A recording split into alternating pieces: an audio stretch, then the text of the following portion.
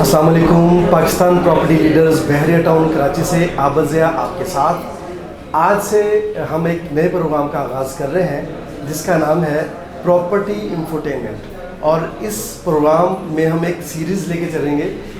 One by one हम बहरिया town Karachi में जितने भी यहाँ पे प्रोजेक्ट्स हैं, जितने भी प्लेसमेंट हैं, सबको हम यहाँ पे डिस्कस करेंगे और इंशाल्लाह हम कोशिश करेंगे कि आप तक जो भी हम बात पहुँचाएँ वो पूरी तहकीक के साथ पहुँचाएँ। इसी सिलसिला में आज हम ओल्ड BTK में जो 125 गज़ के प्लॉट्स हैं उन पे हम आज ये वीडियो बना रहे हैं, और हमारे साथ स्टूडियो में आज मौजूद हैं हमारे टीम लीडर इरफान भाई। इनसे हम बात करते हैं और इनसे कुछ क्वेश्चन करते हैं। अस्सलाम वालेकुम इरफान भाई। वालेकुम अस्सलाम। कैसे हैं आप? जी अल्लाह का शुक्र। पहले तो आपको हम खुशामदीद कहते हैं इस प्रोग्राम में। ग़ालिबन आज फ़र्स्ट टाइम आपको यहाँ पे इनवाइट किया है किसी भी इस तरह के प्रोग्राम में, तो बहुत शुक्रिया आप तशरीफ़ लेके आए। अच्छा सर, पहला क्वेश्चन आपसे ये है कि ओल्ड BTK में 125 गज़ के कौन से प्रेजेंट हैं? काइंडली वन बाई वन उनको आप बता दीजिए ताकि देखने वालों को ये पता हो कि हमने अगर 125 गज़ का प्लॉट लेना है तो हमने फ़लाँ जो प्रेजेंट है उसकी बात करनी है। 125 स्क्वायर यार्ड के ओल्ड BTK में जो प्रीसेंट्स हैं वो 10B, 11B, 12 जिसे हम अली ब्लॉक भी कहते हैं, 14 है, 15, 15A, 15B, 23, 24, 25, 25A, 26, 26A, 27, 28, 31, ये 16 प्रीसेंट्स हैं 125 स्क्वायर यार्ड की। सही। अच्छा, जना एवेन्यू जो एक बहुत बड़ा रोड है यहाँ पे, बल्कि मुझे लगता है कि जैसे पाकिस्तान में इस जैसा कोई रोड नहीं है, तो इस एवेन्यू पे कौन से ऐसे प्रेजेंट हैं जो 125 गज़ के इस एवेन्यू पे आते हैं? देखिए, बहरिया के मेन गेट से अगर हम सफ़र शुरू करें तो जिना एवेन्यू पे इस वक्त प्रीसेंट 12 जिसे हम अली ब्लॉक कहते हैं वो है, और उसकी राइट साइड पे 14 है, और इसी तरह 15 है, और 27, 28, और जो दूसरा 26 है 26A, ये प्रीसेंट जिना एवेन्यू पे बात है। अच्छा, मतलब इसमें बहुत से लोग ये चाहते हैं कि मैंने ये क्वेश्चन इसलिए आपसे पूछा कि वो मेन जना जो एवेन्यू है ना उसके करीब वो अपना घर बनाए, तो उसके लिए मैंने आपसे क्वेश्चन किया था। बहुत शुक्रिया कि आपने डिटेल के साथ इन प्रेजेंट के नाम लिए। अच्छा, एक क्वेश्चन और कि कौन से ऐसे प्रेजेंट हैं जहाँ पे लोगों ने रहाइश करनी है? ज़ाहिर बात वो देखते हैं कि इसके मतलब वहाँ पे पहले कोई आबाद हो चुके हैं लोग या नहीं हो चुके। कौन से ऐसे प्रेजेंट हैं जहाँ पे आबादी हो चुकी है, कंस्ट्रक्शन हो चुकी है या हो रही है? देखिए, इस वक्त 10B में लोगों ने अपने घर बनाने शुरू कर दिए हैं, बल्कि वहाँ पे 2-3 फैमिलीज शिफ्ट भी हो गई हैं। तकरीबन मेरे ख़्याल से अभी 10B में 16 या 17 घर बन रहे हैं अल्हम्दुलिल्लाह, और 11B में भी कंस्ट्रक्शन शुरू हुई है।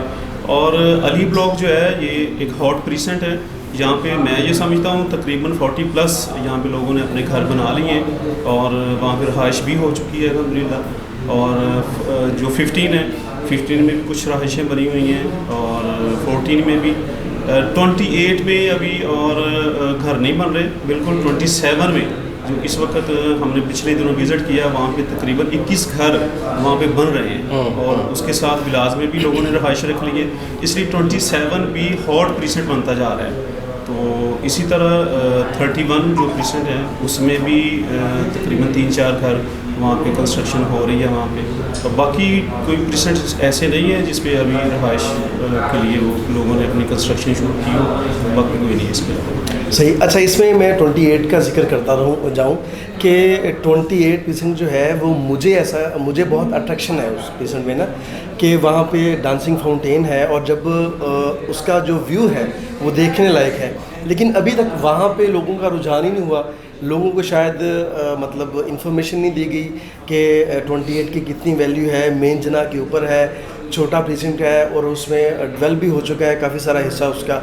डांसिंग फाउंटेन है, बाकी जो एरियाज़ के लोग हैं वो उधर जाते हैं ना हर वीकेंड पे, तो उसमें आप नहीं समझते कि वहाँ पे भी जिन लोगों ने पोजेशन मिल चुका है उनको वहाँ पे कंस्ट्रक्शन करनी चाहिए? देखिए, इसमें मैं मेरी अपनी ऑब्जर्वेशन ये है कि लोग शायद इसमें ये सोच रहे हैं कि इसका कुछ एरिया बॉनीवाल से बाहर है, कुछ अभी नॉन डेवलप है, तो ये एक नेगेटिविटी पाई जाती है। लेकिन इसकी पॉजिटिविटी को अगर देखा जाए तो इसका कुछ हिस्सा जो है 100% डेवलप है, और जो अभी नॉन डेवलप जिसे समझा जा रहा है वहाँ पे रोड्स बन गए हैं, वहाँ पे डेवलपमेंट के काम तेज़ी से जा रहे हैं, और लोगों की इंटरटेनमेंट के लिए डांसिंग फाउंटेन अभी तो कोविड-19 की वजह से ज़रा प्रॉब्लम्स हैं, वरना आज से पहले हम देख रहे थे हर वीकेंड पे संडे को यहाँ पे कराची से बहुत सारी फैमिलीज़ और जो यहाँ पे रहते हैं लोग वो फैमिलीज़ के साथ आउटिंग के लिए वहाँ जाते थे, और तकरीबन 2 घंटे का ये सेशन होता था, डांसिंग फाउंटेन ऑपरेशनल होती थी।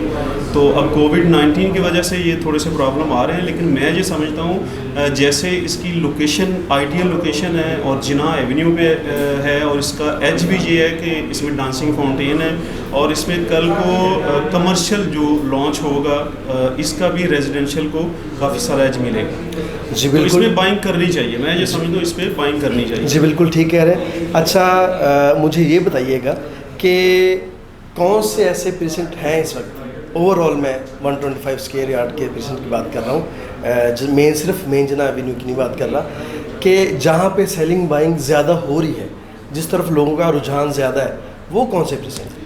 देखिए, इसमें मैं ये समझता हूँ कि कोई भी ऐसी सोसाइटी, कोई भी ऐसा प्रीसेंट जिसमें लोग अपने घर बनाना शुरू कर दें, वहाँ पे अट्रैक्शन शुरू हो जाती है। जो लोग अभी फैसला कर रहे होते हैं, सोच रहे होते हैं, फिजिबिलिटी बना रहे होते हैं, वो भी इन चीज़ों को देखते हैं कि हम पहले तो नहीं है वहाँ पे जो बना रहे हैं घर, लोग इस पे देखते हैं कि वहाँ पे कितनी कंस्ट्रक्शन हो गई है, कौन कौन से प्लॉट बन रहे हैं, तो इसके देखा देखी लोग भी कंस्ट्रक्शन की तरफ आते हैं। तो इसमें 10B में कंस्ट्रक्शन हो रही है, 11B में हो रही है, इसमें सीलिंग बाइंग करनी चाहिए, और मैं ये समझता हूँ कि ये इस वक्त बाइंग टाइम है, बहुत अच्छा टाइम है, इस पर अपने जो भी डिसीजन लेना है इस पर बाइंग करनी चाहिए। अच्छा, एक चीज़ और, अभी आपने कहा ना कि जिन प्रीसेंट में घर नहीं बने हुए, लोग वेट करते हैं कि वहाँ पे कोई घर बन जाए तो फिर हम वहाँ पे अपनी कंस्ट्रक्शन शुरू करें, लेकिन इसमें जहाँ पे घर नहीं बने हुए वहाँ पे एक एज है जो आप समझते हैं कि बहरिया का एक रूल है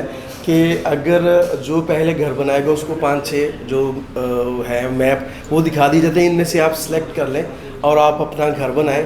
आप वो जो अगर पहले बंदे हैं उस स्ट्रीट में, तो आपके ही मैप के मुताबिक जो बाकी सारे घर बनेंगे।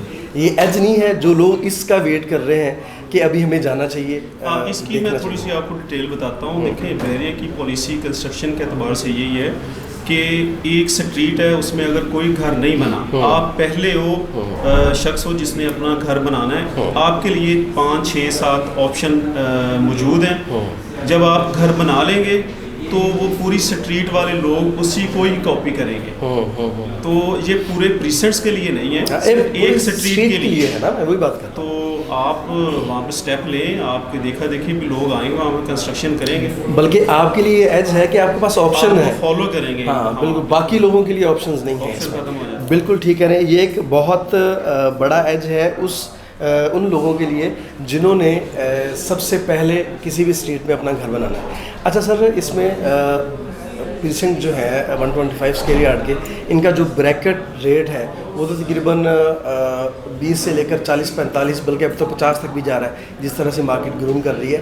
तो इसमें मुझे ये बताइए कि लो बजट जो है प्रीसेंट कोई ऐसे हैं जहाँ पे अभी भी थोड़ा रेट हो और लोग जो है वो वहाँ पे फिलफॉर जो छोटे इन्वेस्टर्स हैं जिनके पास छोटी अमाउंट है वो वहाँ पे अपना घर बना सकें या प्लॉट ले सकें। इस वक्त आप 15A में अच्छी बाइंग हो सकती है, लो बजट में 15B में हो सकती है, और इसी तरह 23% ऐसा है जो मतलब डेवलप भी है और उसमें आपको लो बजट में प्लॉट मिल सकता है, 24 में हो सकता है, 25 में हो सकता है। मतलब ये प्रीसेंट्स ऐसे हैं जिसमें अभी लो बजट में आप बाइंग कर सकते हैं, वरना इसके अलावा जो भी प्रीसेंट्स हैं उसके रेट बड़ी तेज़ी से बढ़ रहे हैं, ऊपर ना एप्रिशिएट हो रहे हैं। हाँ बिल्कुल सही बात है। और अब क्योंकि पिछले कुछ मतलब 2-3 माह पहले जो रेट्स थे जिनमें अब रेट्स बहुत ज़्यादा हो गए हैं जिन प्रीसेंट में, उनमें भी इतने ही रेट थे जितना 23 आपने कोट किया है, 24, 25 मतलब इस रेंज में रेट्स थे, लेकिन अब वो 40-45 से ऊपर जा चुके हैं। तो मेरा ख्याल है आपकी बात बिल्कुल ठीक है कि अब अगर किसी ने बाइंग करनी है तो इन लो बजट वाले जो प्रीसेंट हैं वहाँ पे कर लेनी चाहिए ताकि उनको फ्यूचर में फ़ायदा हो सके। देखिए, इसमें मैं आपको थोड़ा सा मज़ीद डिटेल से एक्सप्लेन कर दूँ कि ये रेट इतने ज़्यादा अप्रिशिएट क्यों हो रहे हैं। तो शायद आपको याद होगा पिछले 2 साल से कराची में बहुत शदीद बारिशें हो रही हैं, वहाँ पे लोग डूब रहे थे, यहाँ फैमिलीज़ इंजॉय कर रही थी। फिर उस वजह से यानी लोगों ने डिसीजन लिए उस वक्त, फिर फिजिबिलिटी बनते बनते अब इम्पेक्ट हो रहा है, एंड यूज़र मार्केट में आ रहा है। मैं ये समझता हूँ कि जिसने अभी बाइंग करनी है ये बाइंग टाइम है, वरना ये रियल मार्केट बन रही है ना। अब रेट इससे ऊपर को जाएंगे, कम रेट इस पे मैं ये समझता हूँ कि अब इससे ज़्यादा रेट चढ़ेंगे, कम नहीं होंगे। तो ये बहुत बेहतरीन बाइंग टाइम है। जिसने प्लॉट लेना है, जिसने को डिसीजन लेना है तो उसको बिल्कुल डिसीजन लेना चाहिए, और इस वक्त कोई भी 125 स्क्वायर यार्ड का प्लॉट बाय करना चाहिए। बिल्कुल ठीक करें, बहुत शुक्रिया। और एक बात कि आपने कहा कि बाय करना चाहिए, जो लोग यहाँ पे मूव होना चाहें, प्लॉट बाय करें और यहाँ पे मूव होना चाहें, तो उनके जहन में ये होता है यार कि मैं यहाँ पे अगर घर बनाऊँगा तो मुझे ग्राउंड प्लस 1 बनाना पड़ेगा, तो उस पर कॉस्ट कितनी है वो अपना बजट देख के फिर ही फैसला करेंगे। आप हमें बताइए कि 125 पे कितना बजट चाहिए? देखिए 125 स्क्वायर यार्ड का प्लॉट जो कंस्ट्रक्शन कॉस्ट है 1 ग्राउंड प्लस 1 की, वो अप्रोक्सीमेटली 65 से 70 लाख तक बनती है। इसका 1950 स्क्वायर फीट इसका कवर्ड एरिया है, और उसको अगर हम मल्टीप्लाई करें 3000 से 3300 रुपये तक का जो एक रेट चल रहा है कमर्शियल, इसमें